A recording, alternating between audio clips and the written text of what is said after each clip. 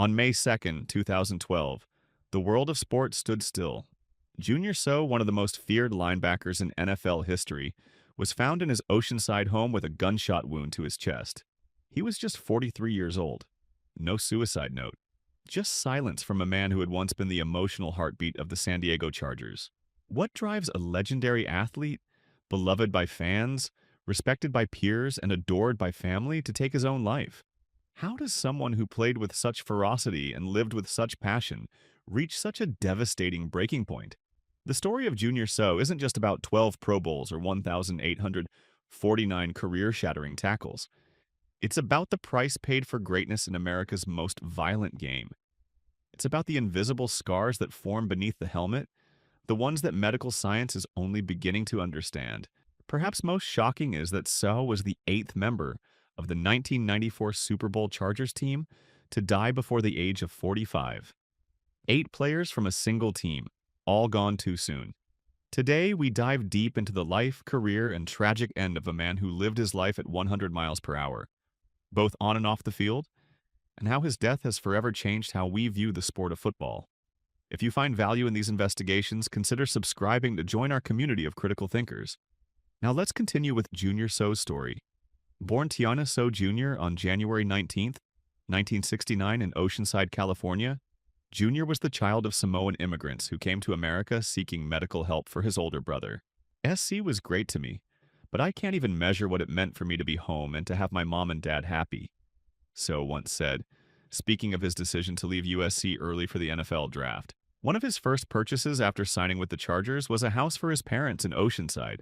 Junior was only 7 years old and unable to speak English when his family moved from Samoa. His father, Tiana Sr., was strict, but instilled in Junior a powerful work ethic and moral foundation that would shape his future. Growing up, Seau initially dreamed of becoming a quarterback, but his natural talents led him to excel as a linebacker and tight end at Oceanside High School.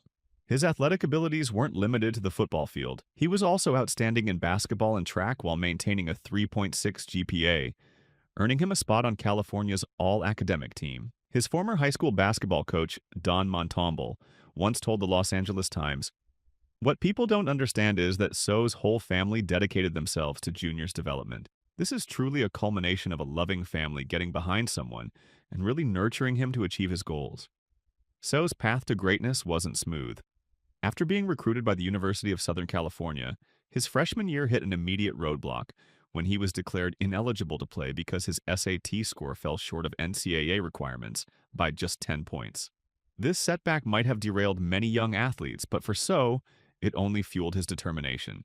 During that spring, he won USC's annual Superman contest of strength, physical endurance, and speed, outperforming every other player on the football team. Just as he seemed ready to make his mark in his sophomore year, another setback struck. An ankle injury sidelined him for another season. Finally, in his junior year when 2 starters were injured, Seau got his opportunity.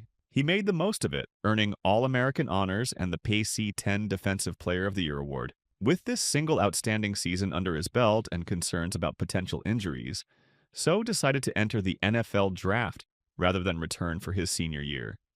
Martin Chesley, a former USC teammate and roommate, remembered, "The thing I remember about Junior was that he was so mature when he first got to USC. He was determined to make it. There were times when we would all get together and Junior would be off by himself, doing push-ups. He was just that way." In 1990, the San Diego Chargers selected Seau with the 5th overall pick in the NFL draft. It was a homecoming for the Oceanside native, but his transition to the NFL wasn't without challenges. After signing a 5-year, $4.5 million contract, expectations were immense. The Chargers had finished 6-10 the previous season, and the 21-year-old Seau was expected to be the defensive savior. The pressure showed in his rookie season. In an exhibition game against the Raiders, Seau was ejected for fighting, on just his second professional play. It was an early indication of the emotional intensity that would define his career. "I'm a very emotional person who puts his heart and soul into something," Seau explained. "Things happen from within with me. I am not out there taunting in any way. I just get excited about playing." Despite the rocky start, Seau adapted quickly to the professional level. He was moved from his college position of outside linebacker to inside linebacker, a significant change that required learning new responsibilities, including covering running backs on pass plays. Nevertheless, he finished his rookie season second on the team in tackles, showing his remarkable adaptability and natural talent. By his second season, Seau had established himself as a force in the league, earning the first of what would become 12 consecutive Pro Bowl appearances, a testament to his consistency and excellence over more than a decade. In 1992, under new head coach Bobby Ross, Seau became the catalyst for a remarkable Chargers turnaround. After losing their first 4 games, the team went 11-1 for the remainder of the season, to finish 11-5 and win the division title, the biggest turnaround in NFL history at that time. Coach Ross observed, "When I first met Junior before the season, I came away thinking that he was a person who had a strong commitment to winning. He was someone who had a tremendous amount of pride in whatever he did." What made Seau special wasn't just his athletic gifts, but his versatility and football intelligence. Defensive coordinator Bill Arnsparger utilized Seau in multiple ways, sometimes rushing from the middle, other times lining up outside, and occasionally dropping back into pass coverage. "My role changes every week," Seau once said. "I don't even know what I'm going to be doing going into each game." Raiders coach Art Shell acknowledged Seau's impact. "You know he is going to be at the right place at the right time. He's still as active as ever. The guy is all over the field going 100 miles per hour." The pinnacle of Seau's team's success came during the 1994 season, when he led the Chargers to their first and only Super Bowl appearance. In the AFC Championship game against the heavily favored Pittsburgh Steelers, Seau delivered a performance for the ages. 16 tackles as the Chargers' defense held Pittsburgh to just 66 rushing yards. Though the Chargers would ultimately lose Super Bowl 29 to the San Francisco 49ers, Seau's 11 tackles and 1 sack in the game showcased his ability to perform on the biggest stage. This 1994 Chargers team would later become known for a tragic reason. As of 2015, 8 members of that Super Bowl team had died before the age of 45, an almost unbelievable statistic that raises serious questions about the long-term effects of professional football. While Seau's on-field accomplishments were remarkable, amassing 1,849 tackles, 56.5 sacks, and 18 interceptions over his career, his impact extended far beyond football.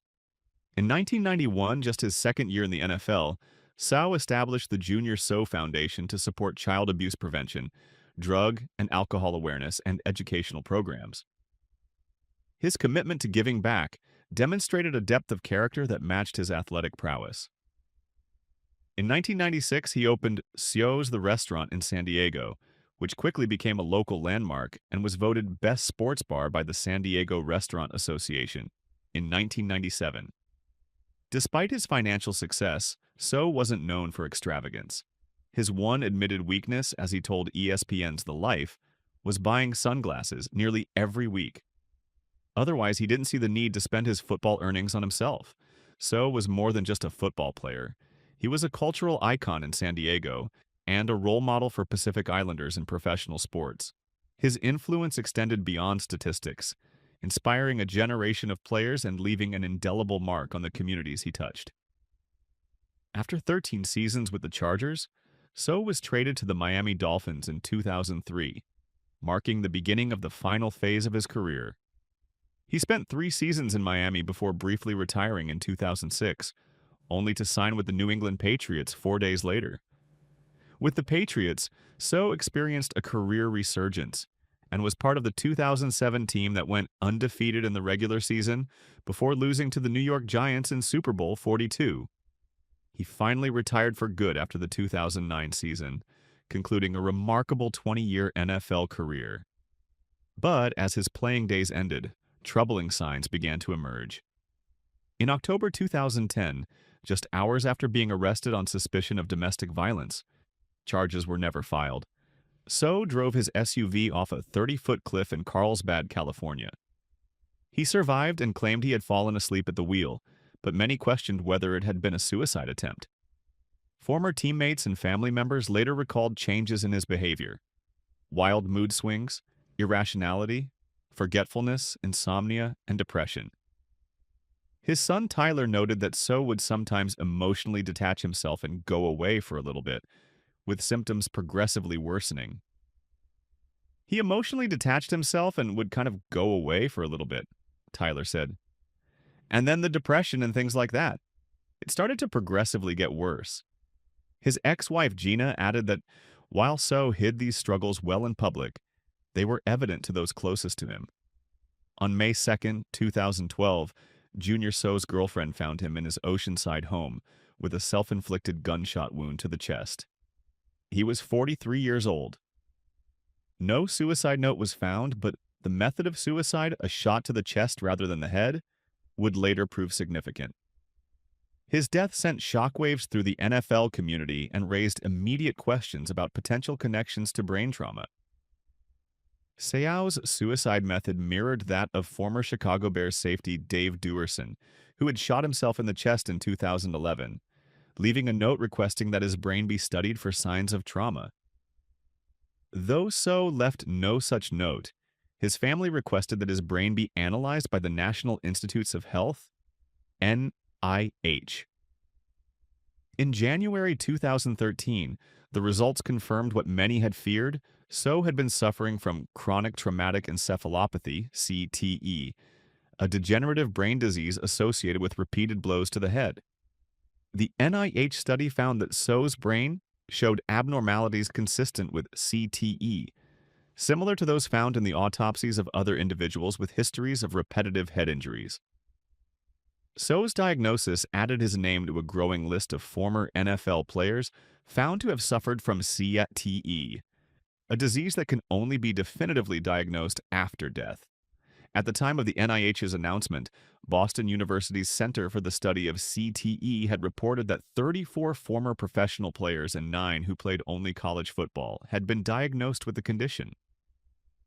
CTE causes the buildup of tau protein in the brain, which can lead to symptoms including memory loss, confusion, impaired judgment, aggression, depression, anxiety, impulse control issues, and eventually progressive dementia. The disease had already been linked to the suicides of other former NFL players, including Dave Duerson and Ray Easterling, who had both taken their own lives in similar fashion. Seau's son Tyler expressed both sadness and anger after learning of his father's diagnosis. I was not surprised after learning a little about CTE that he had it. He did play so many years at that level. I was more just kind of angry I didn't do something more and have the awareness to help him more, and now it is too late. The story of Junior Seau, from his rise as a football prodigy to his tragic end, serves as both a celebration of an extraordinary athlete and a cautionary tale about the hidden dangers of America's favorite sport. His 20-year NFL career spanning 268 games included 12 Pro Bowls, 6 first-team All-Pro selections, and the respect of teammates and opponents alike. He was enshrined in the Pro Football Hall of Fame in 2015, an honor he didn't live to see. But perhaps his most important legacy is how his death has helped change the conversation around football, concussions, and brain health. While the NFL continues to be America's most popular sport, awareness of its potential dangers has never been higher. Parents now factor these risks into decisions about their children's sports participation. Players are more informed about the potential long-term consequences of concussions, and researchers continue to search for ways to make the game safer and to better treat those affected by brain injuries. As we remember Seau the player, the passionate, relentless linebacker who played the game at 100 miles per hour, we must also remember Seau the person who struggled with the invisible wounds of the game he loved. If you found this exploration of Junior Seau's life and legacy valuable, please consider liking this video and subscribing to the channel. By sharing these important stories, we can honor the memories of those we've lost while working toward a future where such tragedies might be prevented. I don't think any of us were aware of the side effects that could be going on with head trauma until he passed away. We didn't know his behavior was from head trauma.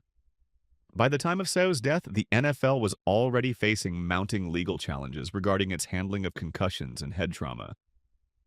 Thousands of former players had filed lawsuits against the league, alleging that it had concealed information about the dangers of football-related brain injuries. In 2013, the NFL reached a $765 million settlement with more than 4,500 former players who had sued the league over concussion-related brain injuries. The settlement fund was designed to last for 65 years and cover medical exams, concussion-related compensation, and medical research. However, critics argued that the settlement was insufficient given the NFL's annual revenue of approximately $10 billion at the time, and that it failed to adequately address the needs of players suffering from CTE and other serious conditions. Seau's family filed their own wrongful death lawsuit against the NFL in January 2013, alleging that his suicide was caused by brain disease resulting from violent hits during his football career. They later opted out of the class action settlement to pursue their own case. Junior Seau's death has had a profound impact on how we understand and approach head injuries in football. The NFL has instituted numerous rule changes aimed at reducing head trauma, including stricter protocols for evaluating and treating potential concussions, limits on contact during practices, and penalties for targeting the head and neck area of opponents. In 2009, before Seau's death, the NFL had already begun implementing stricter guidelines requiring players who suffered concussions to be cleared by an independent neurologist before returning to play. However, many argue that these measures, while steps in the right direction, remain insufficient given the inherent violence of the sport. Seau's ex-wife Gina reflected on how her son Jake, a promising football player, eventually chose to focus on lacrosse instead. Lacrosse is really his sport and what he is passionate about. He is a good football player and probably could continue. But especially now watching what his dad went through, he says, "Why would I risk lacrosse for football?" She added, "I didn't have to have a discussion with him after we saw what Junior went through." This represents perhaps the most significant impact of Seau's story: the growing awareness among parents and young athletes about the potential long-term risks of contact sports, particularly football. Since Seau's death, research into CTE and sports-related brain injuries has accelerated dramatically. Scientists have developed more sophisticated methods for studying the brain and have expanded their understanding of how repeated subconcussive impacts, hits that don't cause concussion symptoms but still affect the brain, can contribute to long-term damage. In 2017, a study published in the Journal of the American Medical Association found CTE in 110 out of 111 brains of former NFL players that had been donated for research. While this sample was not random, families were more likely to donate if they suspected brain damage. The results were nonetheless alarming.